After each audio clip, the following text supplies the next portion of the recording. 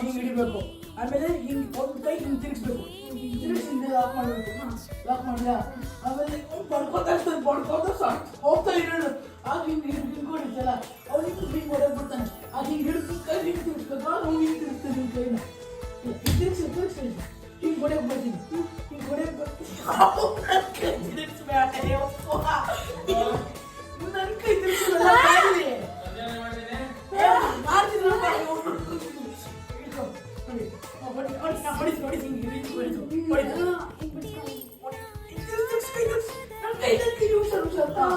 ಆಮೇಲೆ ಈ ಕಡೆ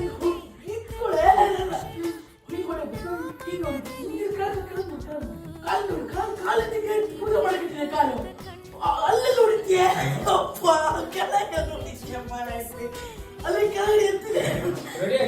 ಸೆಲ್ಫ್ ಡಿಫೆನ್ಸ್ ಹೇಳ್ಕೊಡ್ತಾ ಇದ್ದಾನೆ ನೋಡಿ ಅವ್ರ ಅಣ್ಣ ಅವಳಿಗೆ.